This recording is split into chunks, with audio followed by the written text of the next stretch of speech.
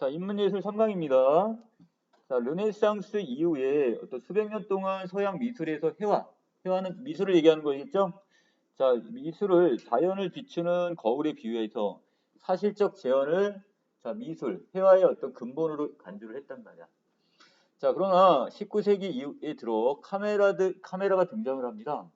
자, 그러면 실제 우리가 사람이 붓으로 그리는 어떤 이런 것보다 지금 사진이 더 어떻게 정교하겠죠?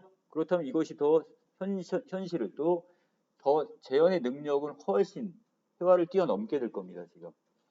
자, 그러다 보니까 재현을 넘어서 인간의 시각적 경험을 표현하는 것으로 재설정이 됐습니다. 그래서 이것 때문에.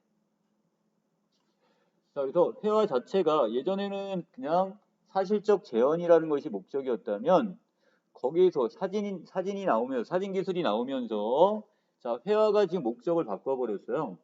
자, 인간의 시각적 경험을 표현하는 것으로 재설정이 될 수밖에 없었습니다. 그렇지 않으면 그 자리를 다 사진한테 빼앗길 수밖에 없을 테니까. 자, 인간의 시각적 경험을 통한 주관성의 표현이 강조가 되면서 물체의 형태 재현을 중시하는 구상회화가 퇴색을 하고 자, 추상회화로 바뀝니다. 자, 구상회화가 뭐로 바뀌었다고요? 옛날에는 물체의 형태적 재현을 중시하는 게 구상회화였다면 자, 이것이 퇴색하면서 이제 추상회화가 나오기 시작하네요. 자, 모더니즘 예술로 분류되는 그 1920년부터 30년대의 초현실주의, 1950년대의 이 팝 아트가 바로 이것과 연결해가지고 나온 건데, 자, 이때 똑같게 그리는 정교한 기법의 구상회화를 극복해낸 실천적 미술 운동으로 평가받게 되네요. 그래서 점점점 구상회화는 어떻게 사실적 재현이나 이런 것들은 점점 쇠퇴하고 추상적인 어떤 미술의 형태로 이제 바뀌기 시작합니다. 그러나 이러한 변화의 추세에도 정작 회화를 감상하는 대중은 이해하기 어려운 추상 회화나 그 다음에 모더니즘 예술보다는 정교하게 대상을 묘사하는 구상회화를 선호하는 경향이 강했어요. 추상회화가 나왔는데 그걸 이해하지 못하겠어. 이 감상자들이 이걸 받아들여야 되는데 거부감이 생기는 거야, 이제. 이게 뭐지? 그 작가의 의도는 상당히 많이 반영된 것 같은데 감상자가 그걸 이해를 못한다면 거부감이 생길 수밖에 없겠죠. 자, 그래서 여기서 뭐가 생기냐? 일부 작가들도 추상회화는 작가들의 사유 놀이에 불과하다며 구상회화로에 회귀하는 경향을 보이게 됩니다. 자, 기억의 의미가 뭐죠? 추상회화들은 작가들의 사유 놀이, 자기의 사고방식이나 생각, 머릿속에 있는 것을 그냥 놀이로 표현하는 거야. 이게 추상회화야. 이렇게까지 지금 어떻게 밑으로 깎아내리는 거죠. 그러면서 다시 어디로 돌아가자 그럼? 구상회화로 다시 돌아가자. 사실의 재현, 이쪽으로 돌아가자. 이런 어떤 경향이 보여집니다. 자, 그래서 1960년대 후반에 등장한 이 포토리얼리즘은 자, 우리가 지금 다뤄야 될 게 바로 저 포토리얼리즘입니다. 사진을 바탕으로 대상을 사실적으로 표현해내고자 하는 예술 경향으로 바로 구상회화에 대한 지향을 보여준다. 자, 요번에는 지양이 아니라 뭐라고요? 지향입니다. 그렇다면 추구하다, 이렇게 긍정하다 이렇게 보시면 되겠네요. 그럼 자, 포토리얼리즘은 그럼 어떻게 사진의 기술에다가 뭐까지 접목하는 거야? 예전에 미술의 사실적 재현을 융합한 거죠. 자, 그래서 포토리얼리즘은 그 이름이 알 수 있듯 사진과 밀접한 관련성을 냈는데 자, 인상주의자 모네가 나는 눈일 뿐이다 라고 말했던 것처럼 많은 예술가들이 인간의 눈에 의존하여 작품을 완성하는 데 반해서 이 포토리얼리스트들은 카메라의 눈에 의존하여 작품을 완성합니다. 자, 그래서 인상주의자는 자기가 지금 현실에서 봤던 눈으로 딱 했던 그 인상을 그대로 화폭을 옮기는 거예요. 강렬한 인상을. 자, 그런데 이 포토리얼리스트들은 카메라를 통해 그 프레임 안에 들어가 있는 거 있죠? 요것으로 이렇게 찍어서 그것을 회화에 반영을 하게 되는 거죠. 자, 여러 가지 기법이 있겠지만, 자, 아래로 내려갑니다. 그 기법이 한 4가지 정도가 보이는데, 자, 이때 실제를 보면서 그림을 그린 게 아니라 사진을 보며 그림을 그리는 것. 자, 이거 하나의 어떤 방법이고요. 자, 두 번째, 프로젝터로 이미지를 캔버스에 직접 투사하여 그 위에 그림을 그리는 것. 자, 이게 두 번째 방법입니다. 아주 독특한 방법을 쓰고 있는 거죠. 자, 그 다음에 세 번째는 포스트 리얼리스트들은 클로즈업이라는 사진 기법을 적극적으로 활용하게 됩니다. 이게 세 번째 기법이 되는 겁니다. 자, 그래서 이를 통해 일상에서 주목하지 않았던 물체의 특성을 탐구하도록 하고, 그 다음에 일상적이고 평범한 소재에 특별한 의미를 부여하게 되네요. 자, 심지어는 자동차, 껌, 판매기, 구두와 같은 물건뿐만 아니라, 자, 사람의 특정한 어떤 부위, 얼굴이나 부위를, 자, 이것을 분석합니다.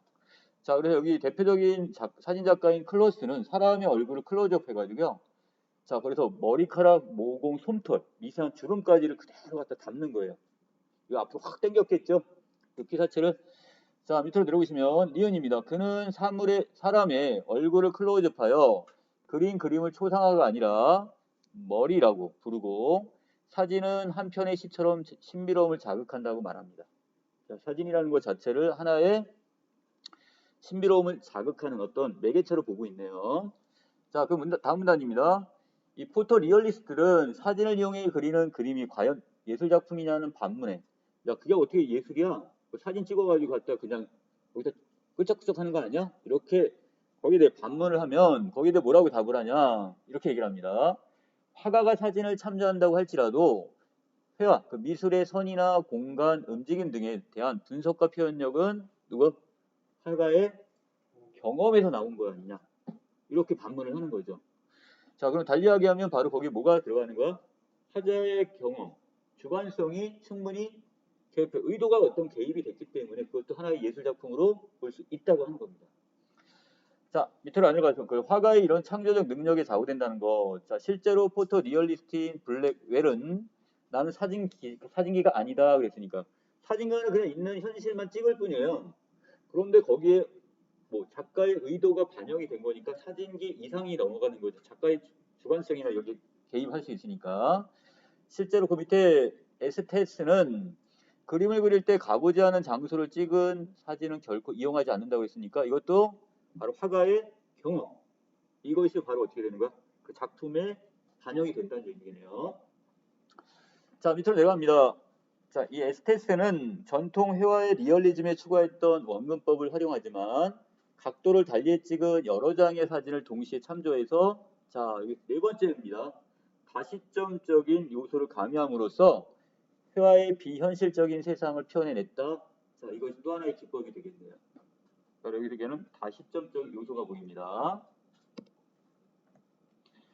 자, 인간의 시야로 한눈에 파악할 수 없는 장면까지 한 폭에 담아내어 평범한 일상을 새롭고 특별한 장면으로서 인식할 수 있게 되었다. 자, 마지막 문단. 포토 리얼리스트들은 카메라나 프로젝터와 같은 기술 장비를 회화에 도입했지만, 자, 이런 여러 가지 어떤 장비들을 여기 도입했지만, 그렇다고 과학기술 문명이나 현대산업을 예찬하는 것은 아니랍니다. 자, 또 그들은 포토 리얼리즘 작품을 통해 자, 도시의 모습을 조명하면서 자, 문명화된 사회 속을 살아가는 평범한 인간의 모습을 그냥 표현하는 거야. 자, 여러분들이 그 어떻게 친구들과 지금 어떻게 같이 앉아가지고 여러분 둘이 사진을 찍는 것도 있죠. 뭐 음식 같은 경우 이렇게 앞에 놓고 찍는 것들. 자, 이것처럼 그것은 어떤 현대 문명을 예찬하는 것도 아닐 뿐더러 그냥 자기의 일상의 기록이란 말이에요, 지금. 자, 그래서 포토 리얼리스트들은 도시와 사람들의 모습을 정치적, 사회적 차원에서 접근하지 않는다고 했으니까 그 안에는 정치적인 이념이나 자, 사회적인 어떠한 이념도 거기 반영되지 않는다는 얘기야. 자, 이때 사회와 사람들의 일상적 모습에만 관심을 두었다 이렇게 얘기합니다. 대중이란 이름으로 살아가는 이 평범한 사람들의 일상에 주목하여 그들을 주인공으로 삼는 것인데, 자, 이때 포토 리얼리즘에 의해 일상적인 순간과 장면들이 기념비적인 성격을 지니게 된답니다. 자, 여기 중요한 단어 나왔네요. 기념비적 성격. 자, 이게 무슨 뜻이냐? 그 아랫부분에 있습니다. 여기서 기념비적인 성격을 지니게 된다는 것은 기록으로서 오래도록 현존하게 된다는 것. 자, 우리가 그것을 사진으로 남겼어요.